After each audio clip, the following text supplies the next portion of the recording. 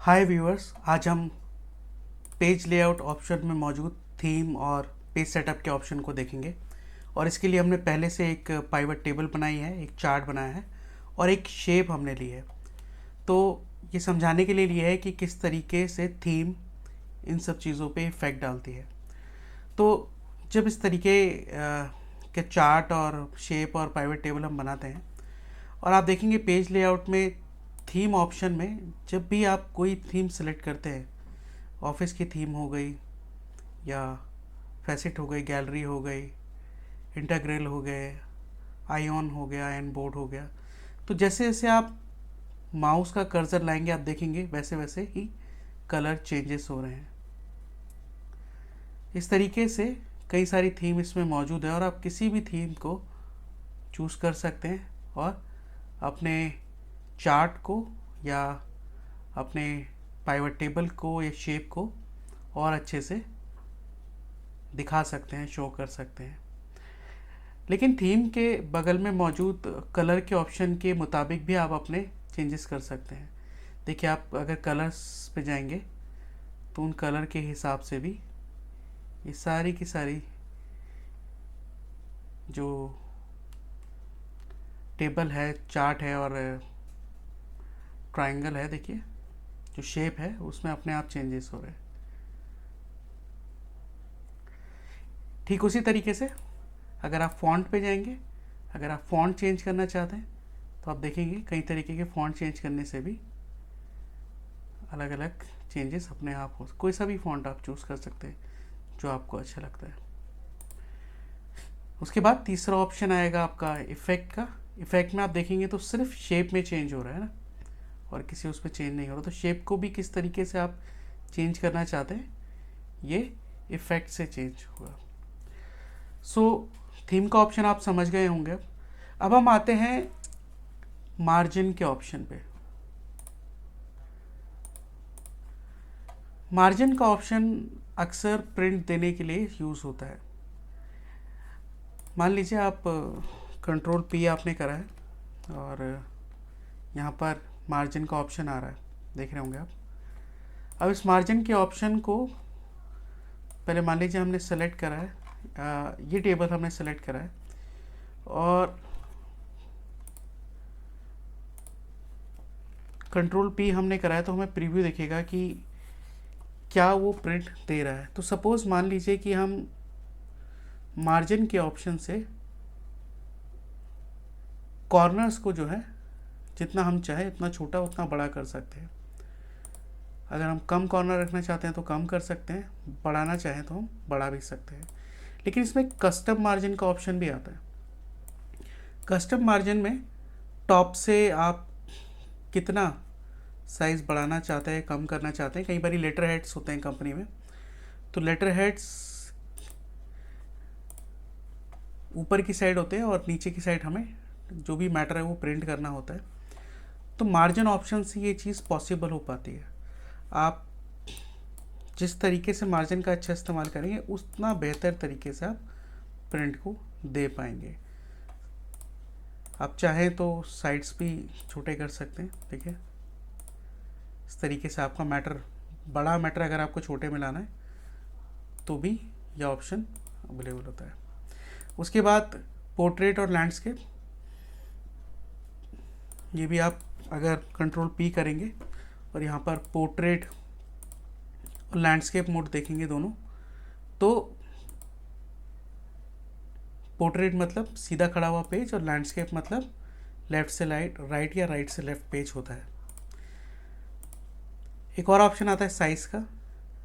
ये सब साइज़ समझने के लिए आपको एक स्केल को लेकर थोड़ा सा प्रैक्टिस करना होगा कि 21.59 cm इंटू 27.94 cm ये कितना होता है। नॉर्मली इसमें लिखा हुआ है कि एक लेटर हेड की तरह होता है। लीगल का पेज अलग होता है, एग्जीक्यूटिव A4, A5, ये सब पेज अगर आपको पता है तो आप बिल्कुल सही प्रिंट दे पाएंगे। इसलिए अनजाने में कोई भी प्रिंट देने के बजाय उसका साइज़ बहुत मैटर करता है। अगर आप साइज़ एग्जैक्ट जानते हैं आप ठीक उसी हिसाब से प्रिंट आउट निकाल पाएंगे। अब ये क्यों वैल्यू करता है? कई बारी हमारे पास कलर प्रिंटर होता है और उसमें हमें छोटे छोटे प्रिंट देने होते हैं, फ़ोटोज़ प्रिंट देने होते हैं, तो उसके लिए साइज़ बहुत मैटर करता है। हर बारी A4 में प्रिंट देके काम नहीं चलता है। अगर आपके पास प्रिंटर है तो आप उसको ध्यान से देखेंगे, उसमें छोटे साइज़ के प्रिंट आउट देने के भी ऑप्शन होते हैं। तो इसलिए साइज़ को स्केल से लेके नापिए और प्रिंट कैसे दिए जाते हैं साइज़ के, उस पर भी ज़रूर गौर कीजिए। आप देखेंगे तो पेपर की साइज़ पेज सेटअप में अगर कंट्रोल P आप करते हैं तो साइज़ भी यहाँ पर दिए होते हैं अलग अलग, कि कौन सा आप प्रिंट देना चाहेंगे। ज़्यादातर एनवलप के साइजेस ये सब चीज़ें इसमें दिए होते हैं और ये आपको ज़्यादा बेटर तरीके से प्रिंट आउट निकालना सिखा पाएंगे। तो इसलिए स्केल लेके ज़रूर नापिए और कोशिश कीजिए कि आप साइज़ को नापना सीख सकें और प्रिंट आउट उसी हिसाब से आप दे सकें। प्रिंट एरिया अगर आप मान लीजिए इसको सेलेक्ट करते हैं,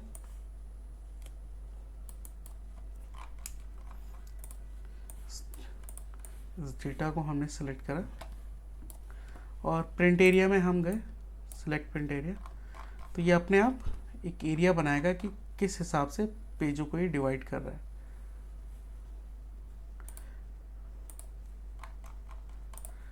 अगला ऑप्शन आता है insert page break. Page break जैसे आप सेलेक्ट करेंगे,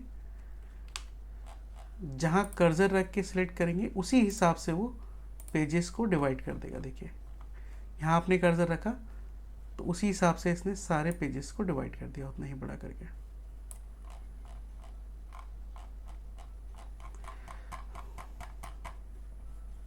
एक तरीके का कैलकुलेशन होता है पेजेस को नापने के लिए और डेटा को आइडेंटिफाई करने के लिए। ये बहुत ज़्यादा तो इस्तेमाल में नहीं आता, लेकिन किसी किसी फील्ड में पेज ब्रेक जो है वो काफ़ी इस्तेमाल किया जाता है। अगला ऑप्शन आता है बैकग्राउंड का। बैकग्राउंड में आप कुछ भी अगर फ़ोटो लगाना चाहते हैं या कुछ और लगाना चाहते हैं तो वो पिक्चर इंसर्ट करके आप लगा सकते हैं। फॉर एग्ज़ाम्पल के लिए मान लीजिए आपने यहीं से कोई पिक्चर लेनी है। इसके लिए हम एक पिक्चर डाउनलोड कर लेते हैं गूगल से,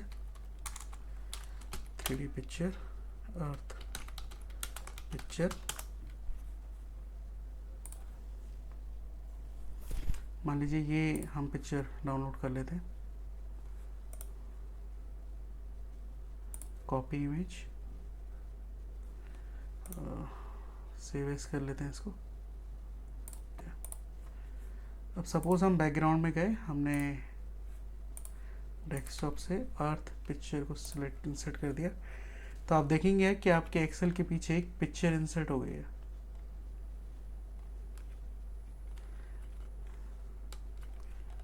तो ये हमने सेल्स को जूम आउट कर दिया है, इसलिए पूरा अर्थ दिख रहा है इस समय। ये देखिए, हालांकि इसकी ज़रूरत पड़ती नहीं है, ज़्यादातर लोग इन सब चीज़ों को ज़्यादा देखते नहीं हैं, तो इसलिए इसको डिलीट कर देते हैं। और जो जूम इन जूम आउट है उसके लिए शॉर्टकट की है कंट्रोल कर्सर। कर्सर को कंट्रोल दबा के आप शॉर्टकट अगर स्क्रॉल करेंगे कर्सर को, जो आपके माउस का पहिया होता है, कंट्रोल दबा के उसको आप करेंगे तो आपको जूम इन जूम आउट दिखेगा। उसके अलावा प्रिंट टाइल्स होता है, ये ऑप्शन खास इसका इस्तेमाल होता नहीं है, इसमें भी पेज सेटअप के ही ऑप्शन होते हैं, तो इसको हम इग्नोर करेंगे अभी।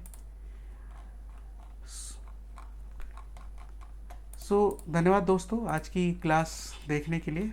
प्लीज़ मेरे चैनल को शेयर कीजिए, लाइक कीजिए, सब्सक्राइब कीजिए, ताकि मुझे और भी मोटिवेशन मिल सके इसी तरह के वीडियो बनाने के लिए।